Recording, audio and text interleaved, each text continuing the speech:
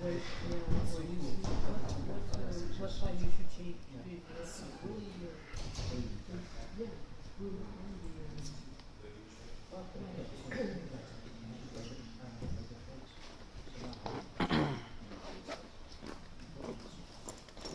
One, two, yeah.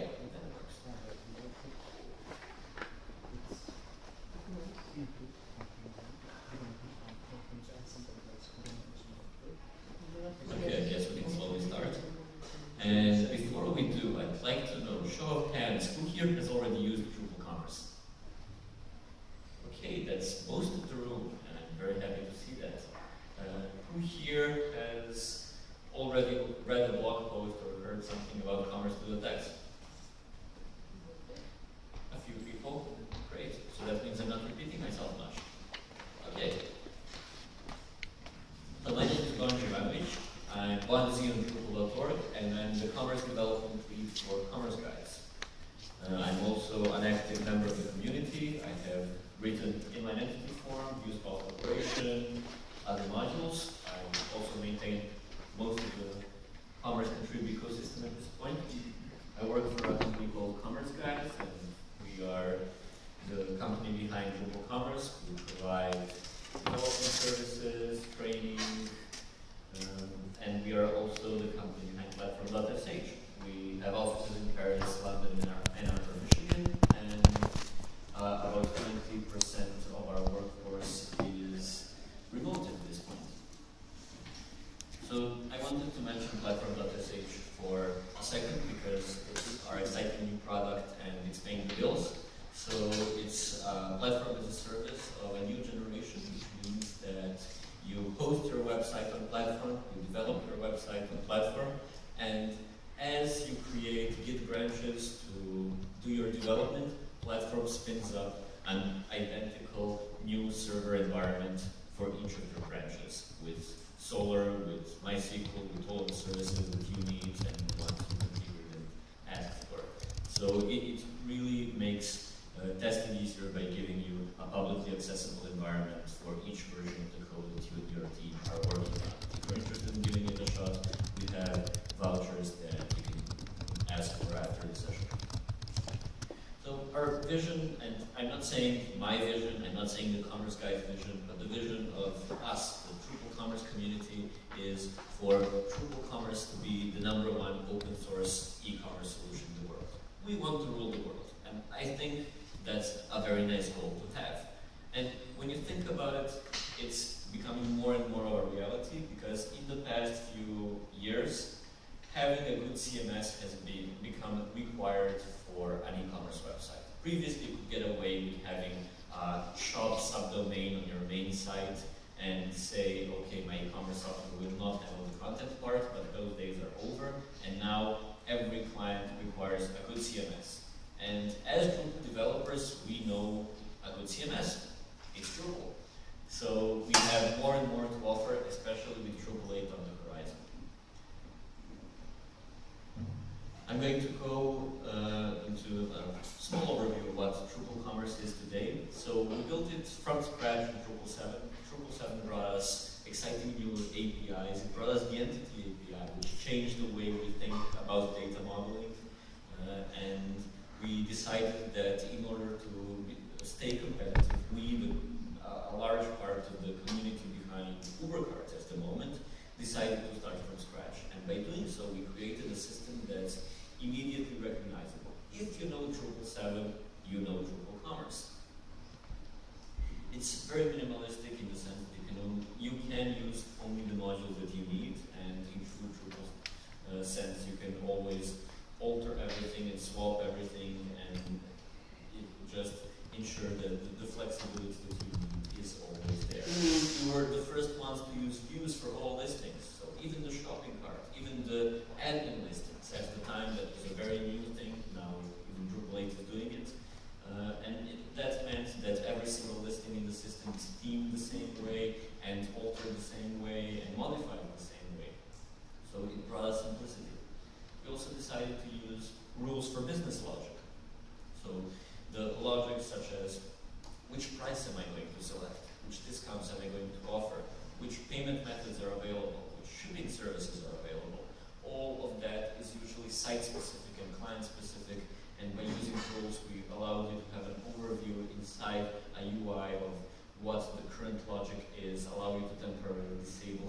exported and so on. And we said we don't want to do too much. So we are only providing the essential core that we need for every single website, but everything that's use case specific goes into Contrib. By doing so, we allow Contrib to develop at its own pace, to be developed by more people, and simply to develop faster. So even shipping is not a part of Commerce Core. Why? Because many people sell digital downloads, or do events, or hotels, many other things. We also rely on distributions to get the right set of modules, configure them, slap a theme on it, so that you can actually show something to a client that will impress them right away. And 3.5 years since release, we have 56,000 installs. Not all of them are live because the script registers dev instances as well. But what's certain is that Drupal e-commerce has never been stronger, and we have never had more sites, more people, more developers than today. And I'm hoping that with Drupal 8, this number will once again explode. For Commerce to the Text, we gathered the community once again last summer, decided to restart development, and ask our community members, our contributors, developers, companies doing commerce sites, what were the main issues that they had, and where could we make their lives easier? Where did they spend more time than they expected? How can we make them more competitive? We also brought in members of the Symphony community. We had Fabien Potentier, the creator of Symphony, and many other people to give us feedback on our e-commerce strategy and our strategy for reaching out outside of the Drupal community, and you will see that in a second. And of course, once again, we started from scratch. Why? Because Drupal 8 is a completely different system with a completely new vocabulary of technologies that allows us to build something, create, again, something much more powerful. But in order to do so, we must rethink everything. And of course, by doing that, we can actually solve the problem that we noticed in the past 5 years developing websites on Drupal commerce. And when you look at it, e-commerce is not a single problem, just like content management is not a single problem. It's actually an umbrella of problems. Tax handling, discount handling, pricing, price lists, modeling products, catalog management, order workflows, customer segmentation. There are many, many problems that fit together into the picture of what we call e-commerce. And if we want to be truly great, if we want to compare ourselves with others, then we need to think about each of these problems separately and to find the best solutions, steal from other communities, offer our solutions to other communities, and simply move forward in all areas. We decided that we will start with libraries first. Why? Because most of those problems are not Drupal specific. So their solutions, in many cases, are not Drupal specific. For example, the way you validate an address, it doesn't have anything to do with Drupal. So by taking that part and releasing it as an addressing library, we can offer our expertise to other communities, helping them create better products, at the same time get more help maintaining that code, and of course bring more people to Drupal commerce and Drupal, because they can see that we have some powerful ideas and they can get more where that came from. And just like every single Contrib module right now, we move development to GitHub for 2 reasons. One is pull requests, which make code reviews easier, and the other is Travis. Simply put the current Drupal.org test bot is horrible, which is why we are sprinting on replacing it, but in the meantime we are using Travis to make sure that we can do our development. So the first problem we looked at when it comes to commerce is currency handling. Commerce 1.x shipped with a hard-coded currency list, and we thought that was okay, but it's not, because currencies change all the time. Old currencies disappear, new are introduced. Inflation happens, and suddenly you don't have the subunits anymore. Also, we only ship the currency list in one language. So what happens if you're building the next booking.com and you want to offer a list of all available currencies and translate it to the current language? Well, we need to take 200 currency names and currency symbols and translate them into every language you offer. No one wants to do that. It's terribly boring. So this time around, we managed to find a source of currency information, and it's called CLDR. It's a really big Unicode-backed project, contributed to by the likes of Apple and Microsoft and Google, and it has information on countries and currencies, of languages, many other things. And Drupal 8 actually uses it for the country list. So from CLDR, we get a list, an always up-to-date list of all countries in the world, translated to all languages of the world. We actually have 250 versions of that currency list, all of the languages you can think of. So in Drupal 8, you know that the currency list is always up to date, and when you add a new language in the admin UI, we automatically import the currency translations and the translated names and symbols, so that right away this part is handled automatically for you. It's a small detail, but it can save you some frustrating afternoons. We also looked at currency formatting. So in commerce1.x, we tied the formatting directly to the currency. So one currency, one set of formatting rules.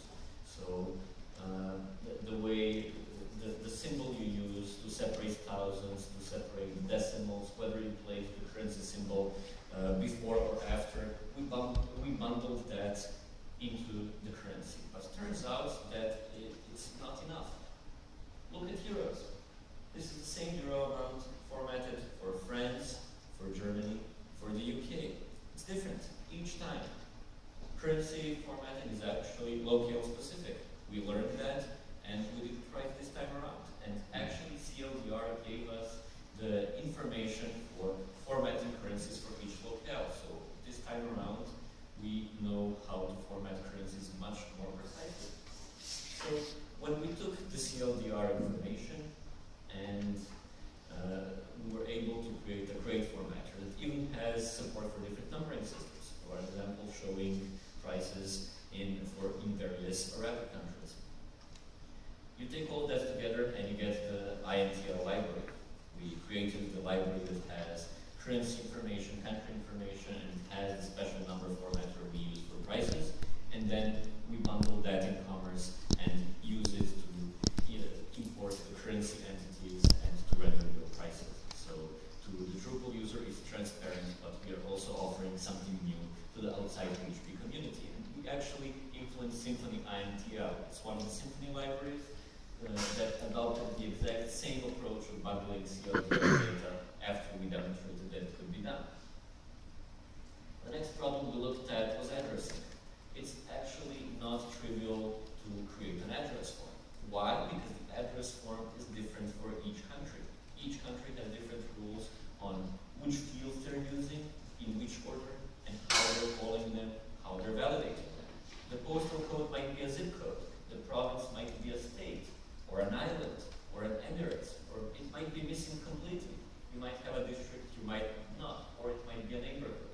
Which of those are required? Who knows? So we need to have a concept of an address form. We tried to do this in address field for Drupal 7, but it takes a long time to gather all of the rules for the different countries. And we tried to do that ad hoc by simply gathering form authors. It became unmaintainable. So this time around, we created this config entity that's called the address format that has all of the rules. And we found a good existing data set of this. So Google has created a data set that they use for Android and for Chrome that has the address formats for 200 countries and the list of subdivisions, which is the states, the municipalities, and so on, for 50 countries, which is much, much more than address field ever had. And we imported that. We built a library on top of it. So we have an addressing library, which has Google's data set, which has the data model with interfaces we implement in our Drupal entities, and it has the Symfony validation code and the formatters that you can use. And this library became really, really popular really fast. We were trending developers on GitHub for a while, and it's now being adopted by other open source e-commerce projects such as Silius. We built the address module on top, so it's no longer address field, Why? Because it feels a bit weird to call it address field if it has two internal entity types and a plugin type and so on. But in any case, we now have this really powerful address module that can much more precisely generate a great address form and then validate it and then format the address and do everything else that's required. A part of that is zones. So zones are in the address module, but outside also a part of the zone library. And the point of zones is to decrease the amount of rules you need to write. How? By allowing you to specify territorial groupings. So a list of US states, such as California and Nevada, or a list of countries, such as the European Union. It could be a list of zip codes, or it could be a combination of those. For example, Germany and a set of Austrian postal codes. Why is this important? Because you need these kinds of groupings when you're setting shipping rates. You might have one price for Belgium and the Netherlands and another for the rest of Europe, and you need it for taxes, so that you can specify where a specific tax rate is used. And if you can specify this grouping, then you don't need to have 30 conditions inside your rule. And now we come to the big one, and that's taxes. If commerce to the tax improved only taxes, that would be enough. Simply put, since the time we created Commerce 1.0, the tax situation in the world has changed completely. It's become much more complex, and it's up to us to respond to that. The first ones among e-commerce solutions. What's the first problem that you have with taxes? Well, you install an e-commerce system, and you don't know what your rates are. Well, previously it wasn't so hard. You're in France, you Google French taxes, you see that the French standard rate is 20%. You input it in the system and that's fine. But that's becoming more complex now. Since January 1st, 2015, there's a new law inside the EU that says if you're selling digital products, you need to use a different tax strategy. You need to charge the customers VAT. If you're selling an ebook from France to Germany, you need to charge German VAT. If you're selling access to a restricted part of the site, a Spanish customer, you need to charge Spanish VAT. The list goes on. This means that you suddenly need to care about all the countries of the EU. You need to know the rates of 28 EU countries, which becomes a really, really big problem, and it's simply boring to enter all that data. We should be providing this data to you, and we should be providing the logic to handle this. And of course, percentages change. What happens when a country runs out of money? Well, they raise VAT. And when they raise VAT, they have more money they can spend, but we need to change our systems. So for example, France changed their VAT rate, the standard one, from 19.6 to 20% in 2014. And so what are you going to do on the eve of such change? Wait with your mouse on the submit button to submit the form and change the percentage in your system so that next orders are correctly charged? Well, it's kind of annoying because most of the percentage changes happen on New Year's Eve. That's a really, really boring New Year's Eve party. So instead, the system should know that percentages have a start and end date and choose the right percentage for you so that you can have a nicer New Year's Eve. And we also have the problem of tax zones. Turns out that in Europe and many other places, the taxes are not specifically tied to a specific country. So for example, German VAT is used in Germany, but it's also used in parts of Austria. That's the agreement they have with the Austrians. And then Austrian VAT is used in Austria without those postal codes where being German VAT. And you have those kinds of examples all over the place. For example, in France, Corsica has its own rates. So this means that you cannot simply limit your rates to a country. You need to be able to describe the actual territorial groupings where those apply. So we need to design for that as well. And then there are other considerations. Are you selling B2B or B2C, to a company or to an individual? Are you selling physical or digital products? There are tax thresholds you need to think of. There are many other details.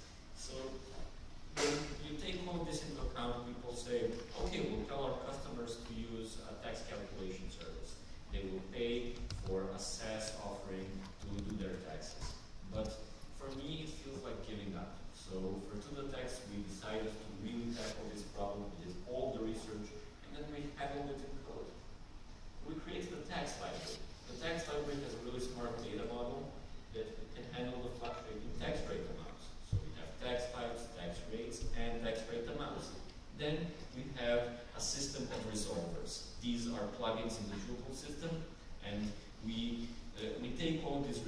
resolvers and we asked them which tax type and tax rate should be used. And then we created the resolvers that can handle EU, Canada, and the rest of the world. So you can plug into this, you can write the custom logic, but if you're in one of the major zones such as the EU, we have you covered. The resolver takes what we know about the customer, what we know about the store, what we know about the taxable product being sold, and it gives the right answer. You should be using this German rate, you should be using this French rate. This is miles away from what we have in commerce1.x. And this library is the first one of its kind, and it has already been adopted by major other players. Foxycart, a SaaS solution for e-commerce, is using this. Kong, another SaaS solution for e-commerce, is adopting this. Silius, the Symfony-based e-commerce system, is looking at adopting this as soon as possible. Why? Because no one can handle the complex taxes the way we can. So this is a huge improvement, and I'm not afraid to say so. I'm not honest at all. So let's look at some things that I'm currently unsure about. They are things that are still in development, are being discussed as we speak. So some details might be wrong, but we do know a lot that is right. So let's start with product knowledge. As you know, there's no one true product model. You cannot simply create one to rule them all and be done. Different clients have different needs. UX is a hard thing to do. So this means that an e-commerce solution must support alternative product models. And this is what we're focusing on. We're saying that you should be able to create an order from any entity type. You should be able to create your own product data model and use that.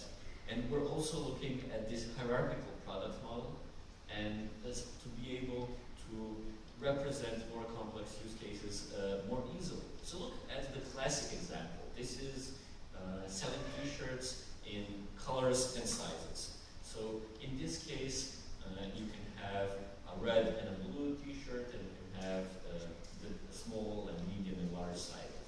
If we look at that like a hierarchy, it means that we can have one image for red, one image for blue. We can also share other data. We can have a common price if we want, or we can override it. So the point of this is sharing data and simply fitting the mental model of looking at products more closely. I'm not sure if this will be the default data model in commerce.x. That's the current plan. If it becomes too complex to do in time for release, we might ship with the normal product plus product variations and do this in a contrib module. But in any case, there are two things to take away here. We will allow any kind of product model to be used easily, and we are trying to make this much, much easier to use. We will not repeat the mistake where it took us a year to write implementation form and make the product UX decent. This time it is a major concern from the start. We're also looking to improve order workflows. So if you've used commerce, you've seen that the order statuses mean 5 different things at the moment. It's the order status is at the same time the state of an order, but it's also the state of checkout. It's also the state of payments, shipments. So we are using way too many concepts in the same status. So we are now separating that. We will have different workflows on the same entity type. The order will have checkout status, but will have its own state, the payment state, the shipment state. We are separating those. We're also creating a better API that will be able to check whether it's possible to transition from one state to another. So for example, you cannot enter checkout if you don't have 100 euros worth of products, or you cannot exit fulfillment until all the shipments have been sent, or you cannot enter fulfillment if you haven't received the money yet. So we now have a powerful system of events that allow you to implement your own logic, and the system can now check which transitions are possible and present a better UI. We're also looking at improving the checkout UX. So for commerce1.x, we designed the system of checkout pages and checkout panes. So in the admin UI, you could reorder the panes and move them to a different page. This This turned out to be not flexible enough, and it was really, really hard to alter from a developer standpoint. So in the end, when you fought with it more than it helped you. So we are now going back to basics and making the checkout form a really big form. Why? Because altering forms and theming forms is one of the best understood problem in all of Drupal. So if you want to alter the checkout form, all you need to do is implement a form alter or extend the form class. And this time around, we want to make sure you can have different checkout forms for different order types. We want to make sure you can even select a different checkout form based on any random criteria. For example, if you're doing A/B testing, we fire an event, we ask, what's the checkout form I should use? And then you can say, okay, this user is in an experimental group, give him this crazy new checkout form, and let's see how he performs. We also want to make sure that the UX is better out of the box.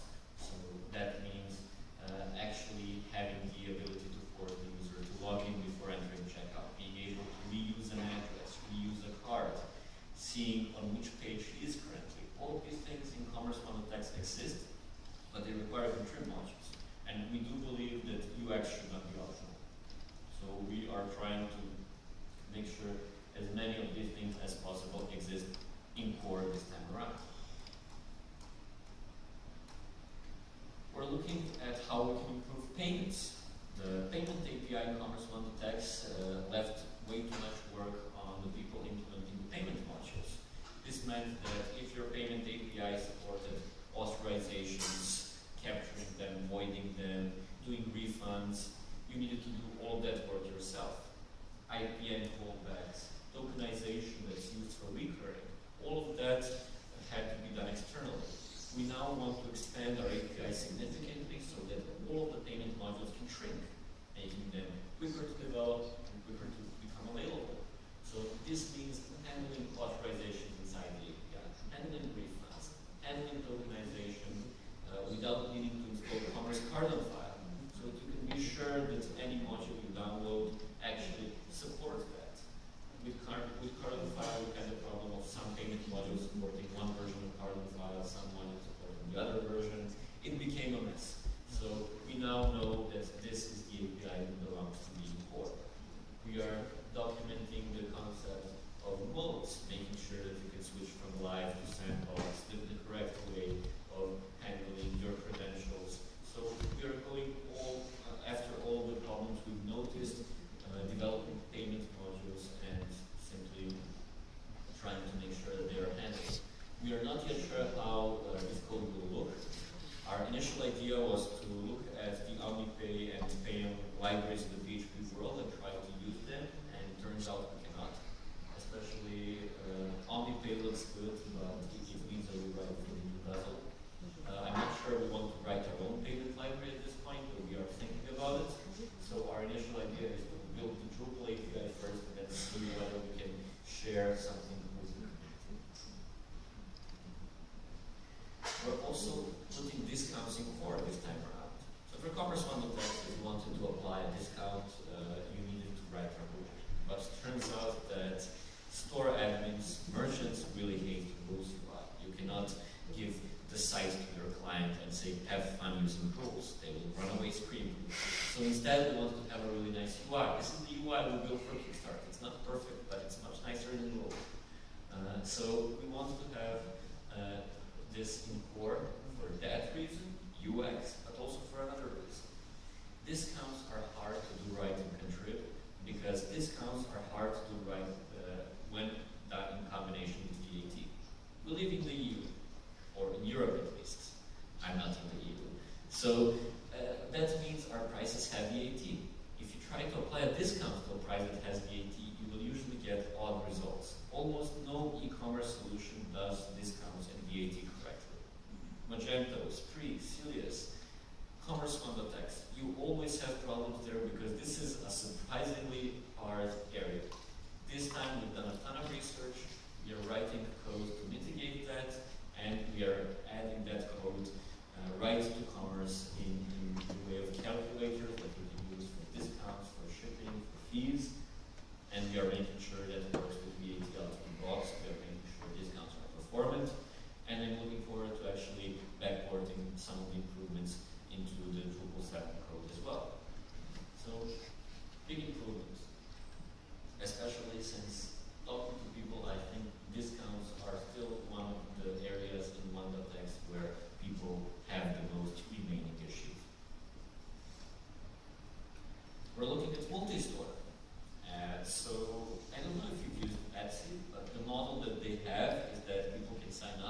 they can open a store and offer their products. So when I go to Etsy, I can see different stores with different product catalogs. I can add those products to my cart, and then I can check out my order from each of those stores. And that way, all the individual merchants get paid through the main site. That's use case number one. Use case number two for multi-store is one company that builds from different locations. For example, Commerce Guys exists in France, in the UK, and in the US. Depending on where you are, when you buy a platform from us, we will charge you for one of these locations. By using a store for this, we can centralize the settings and the logic and make the system much easier to understand. So we now have a store entity in core. Products can belong to a store. You can have a cart per store. An order always belongs to a store, and you can limit the visibility of a payment gateway, of a shipping service, or a discount to a specific store. So we have managed to resolve most of the pain of building a multi-vendor solution for Drupal commerce. It's now in core, and the only thing contributing to do is build nice UIs for example, the end users, the people who register on your site to create a store and create their product catalog, define their discounts, and start selling. There are many different applications to this. We now have a pretty good plan and a pretty good idea of how this is going to look. And I'm looking forward to documenting it and blogging about it soon. I also wanted to mention the incredible community that has been working on Commerce with the text so far. So this hasn't just been a bojanz effort or a Commerce Guys effort. A huge percentage of the work has come from the community, from people not, some of them weren't even Drupal 7 developers. Some came to Drupal 8 specifically because they heard that we are now using Symfony components and they wanted to see what it was about, and then they caught them in the commerce net. We have Yellow Becker, we have Josh Taylor, we have Pedro Cambra, who is a very big player in the One the Text community and the One the Text project. Matt Lehman, there's Troy Kaiser, I don't know if he's here. He worked, he worked this week, did a lot of the important work in the INTL library. I merged all of that, so I added it to the list, and other people. So Commerce to the Text would not be possible without the community. And I'm hoping that this number will only increase, and I'm hoping that each of the modules we create will have community maintainers as well, so that we all take ownership of it. We can all use this credit to win sites, earn money, and make sure that the software is well maintained and full of features. If you want to help, we are doing office hours every Thursday at 3 p.m. GMT +2, so that's the current time zone. So you can hop on IRC, you can talk to me with any questions you have, and you can go to the Drupal issue queue, you can grab an issue and we can discuss it. I'm prepared to explain everything from the very basics, and we can have some fun developing for Drupal 8 and solving e-commerce problems. So let's talk. Questions? No questions? There must be some. Yeah, of course. Is there any version of it that's available now? And would you recommend that someone start a project with the assumption that Drupal 8 will be released within the next 4 months or 5 months? So the question is whether I recommend someone start an e-commerce project with Commerce to the Text now, or what the timeline would be, and whether there's any version now. So there's currently no released version. The idea is to have at least a beta by the time Drupal 8 is close to release, which is somewhere around DrupalCon Barcelona. Right now you can get the code from GitHub, but many areas are completely unimplemented. You won't be able to complete checkout even. Why? Because we are approaching this on a topic-by-topic basis. So right now the only thing you can do is start contributing, and in about 6 months we can start thinking about creating projects based on it. But definitely not yet, and not for months to come. More? We talked about multi-vendor and multi-store. Yes. My question is, are we going to be able to isolate stores one from another, or is it still going to be a marketplace like Etsy, the example that you took? Well, is it going to be isolated? I mean, can we have like commerce as a service, like isolated commerce sites that would be rolled out by one single brand that would maybe sell stores on demand? yes. So the question is whether we can isolate stores in a multi-vendor scenario. Can we have this huge mother site that can power multiple sub-sites? Well, technically yes. We implemented that for multiple clients in one.x as well. In any case, Commerce.x will allow you to create the stores in its admin and have different or shared products for them to completely separate their orders, their data, and then, of course, you can use the REST API to communicate with the actual child sites. So it was possible before, it will be much easier now, and I think most of what can be done is being done here.